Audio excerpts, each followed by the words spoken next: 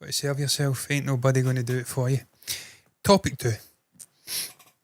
Aaron Taylor-Johnson. I've not spoke about James Bond, and I want to say about 4 months. So I thought, it's Aaron. Love Aaron Taylor. I love Aaron Johnson. That was never his name, Aaron Taylor. That was his wife's name. He took his wife's name. It's commendable. It's not really the done thing. He's shaking up the sort of the expectations of society, where the woman usually gives up her maiden name and takes on the name of her husband. Aaron, being forever the sort of chivalrous male, has took his wife's name on. But I digress. I love Aaron Johnson. Aaron Taylor-Johnson, brilliant actor. Been watching this guy since Nowhere Boy, Kick-Ass, well over a decade. And he's been responding to rumours about James Bond. And I just used this as an excuse to once again go in and check what the odds are on the next James Bond. It actually blows my mind slightly that we haven't yet heard any news or developments on James Bond and where they're going next. I know they will want to inevitably leave a bit of a gap between No Time to Die and a new era of storytelling, a new James Bond. But I'm surprised we've not got some inkling of white smoke yet.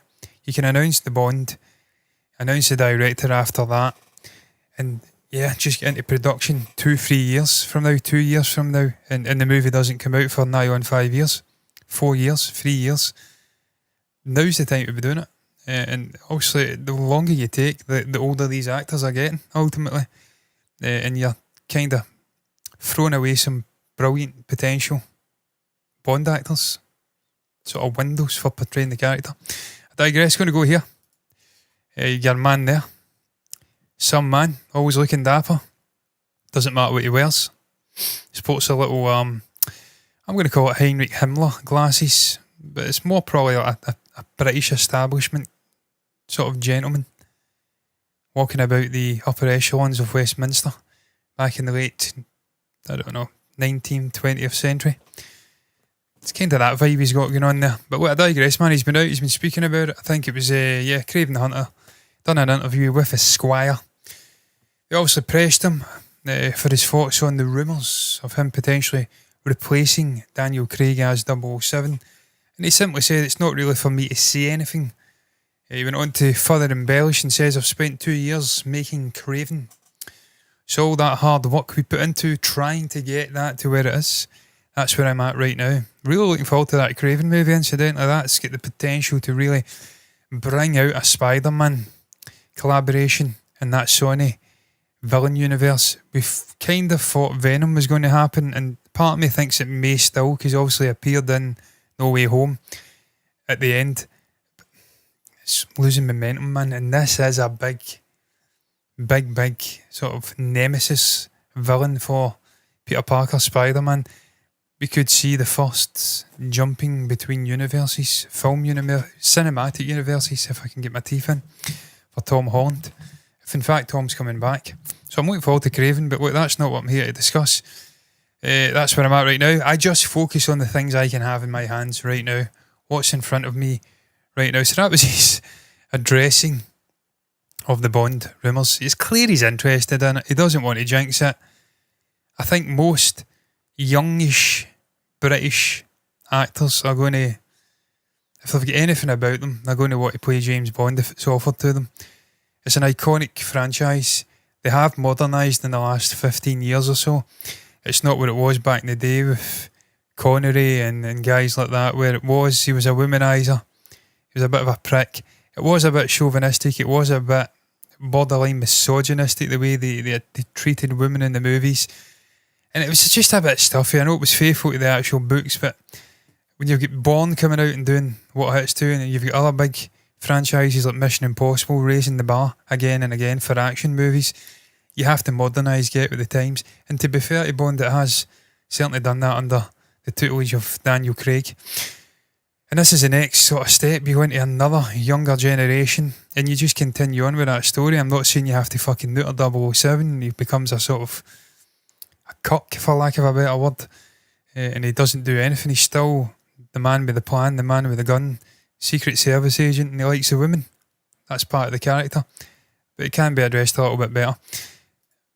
That aside, we've got an incredible fucking list here. An incredible list of potential Bond actors, thespians if you'd like, coming in from Esquire.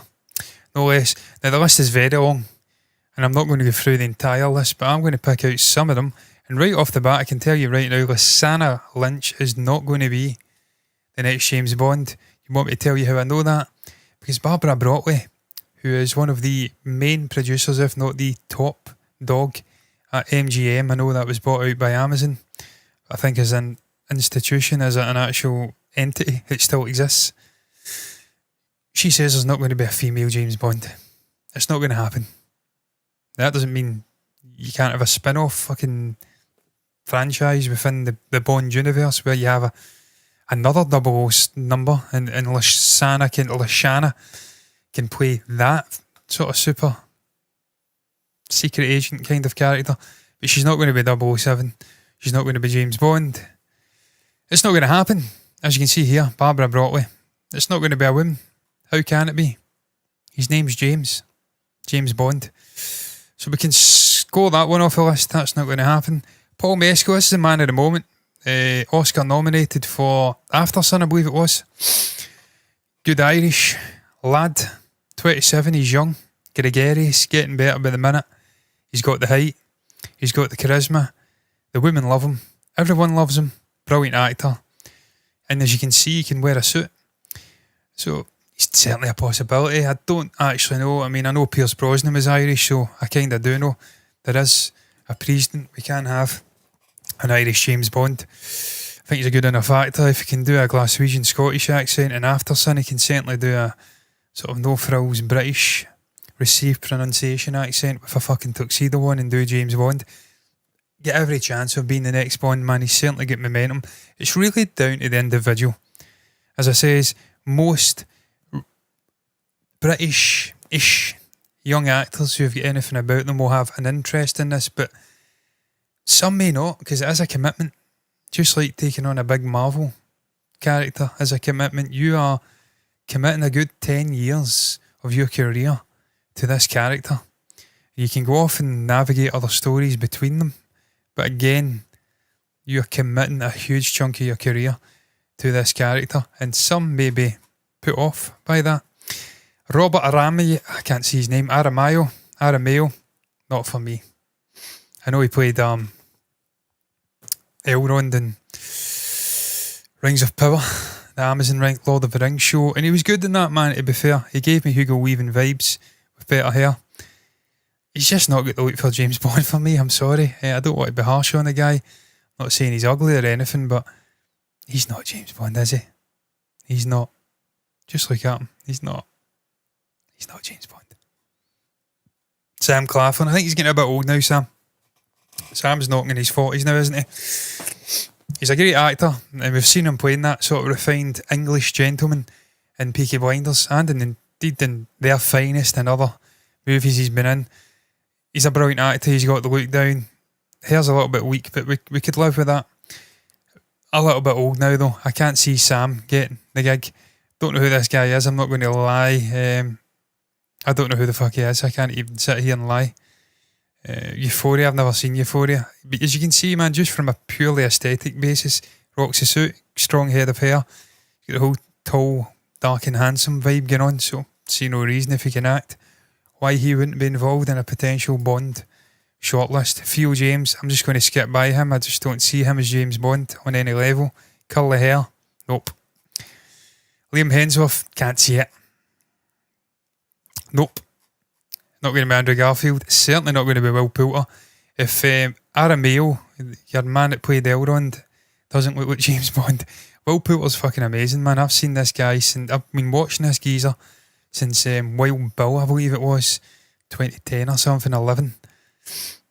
He's a brilliant actor, man. He's a cool cat, but he's not James Bond, man. He's not got the looks. There's a look for James Bond. Now listen, I don't give a fuck what your ethnicity is. I don't care about all that shit.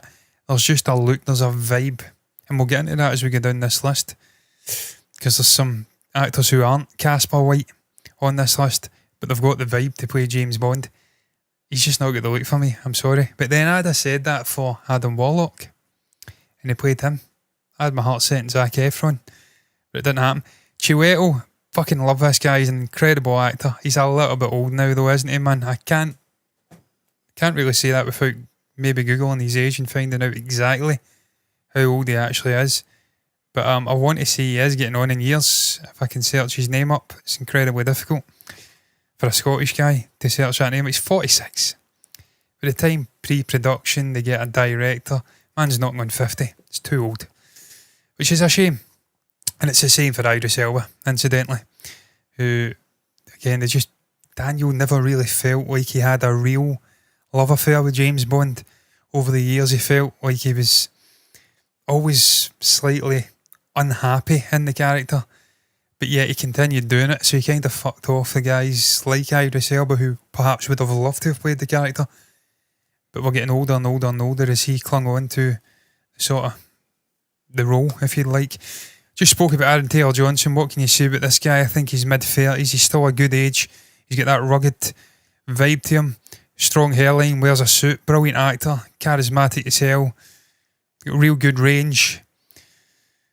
And he's got that sort of lived-in experience. This is something I think it's necessary to play James Bond. There was a lot of talk of Tom Holland playing the character, but he's too fucking young, man. He's 25, 26. That's a guy that doesn't give off vibes of having lived life, having life experiences. I'm not saying he hasn't, he clearly has, but he looks too young. You can't have a baby-faced James Bond. You just can't. This is a guy who's been around the block, who knows what he's doing, and he's got that ruggedness. And Aaron Taylor-Johnson certainly got that ruggedness. I think he'd be a brilliant James Bond. I'd love to see the guy playing it. Absolutely fucking not. I don't know much about Sophie, but I love the name. There's way too many dots in there. But again, man, you look at the raw physicality. I see no reason why you couldn't rock a fucking suit. I don't know much about his acting, I can't lie. Again, possibility. I'm not going to comment on people I don't really know a huge amount about, so I'm going to skip off. No, Nicholas, no. Not for me. This guy is giving me the vibes of James Bond.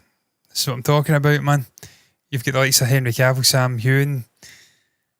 They're the sort of more traditional ones you would probably be attracted to. Big Scottish, fucking hunky Scottish guy. Like 15 stone Henry. But man, if you're going to go down this different vibe and go for a black James Bond, then you need to give the guy a long time with the character. And this guy looks very fucking young. He's got an incredibly cool name, incidentally. He's rocking the suit incredibly well. He's got that. He maybe looks a little bit young, but I mean, again, it's going to be 3-4 years. Listen, I'm getting for it. Miles Teller, not for me. Doesn't look like James Bond to me. Not for me. He's not got the vibe. Definitely not. Nope. Too fucking old. Too fucking old. No, he's no. Idris. I've been championing Idris for fucking years, but he's too old now, man. And it pains me to say it. Look, we could maybe get a 1 or 2 movie deal and get Idris in to perform as Bond for 1 or 2 movies, and I'd be game to see that, man. I've been willing this guy to play the character for years. He's everything I just addressed in Bond for me. Wears a suit well, got a ruggedness, raw physicality, incredible actor, charismatic, passionate about the character, wants to play it. I just think time's moved on for Idris, and it's sadly not going to be. And it's a fucking shame. Luke Evans. This is another guy, man. It's a strong favourite for me, Regé-Jean Page. I'm not going to go through the whole fucking list. I says I wasn't going to do it, and I'm kind of doing it because it's like crack to me when I start reading these actors' names and thinking of what could be. I just end up getting down a rabbit hole with it. Regé-Jean Page, Aaron Taylor-Johnson for me, maybe Sam Heughan, that other geezer, Adamson Idris, I think his name was, and maybe, yeah, if we could get like a fucking 2-film Bond, if that's the vibe that we're going for, maybe Idris. But for me, I'd like to see them shake up and do something different. If you're not going to go for the sort of usual Irish, Scottish, posh fucking white English gentleman vibe, why not go for a sort of black, posh English gentleman vibe and shake it up just for the sheer chaos it would deliver to those backward motherfuckers who, you know, go after female Doctor Who's when they're announced. Just rub them up the wrong way, man. I want to see, I'm a chaotic person. I'm an anarchist. I want to see things getting challenged. And look, Regé-Jean Page is a fucking incredible actor. So make it so, number 1 for me.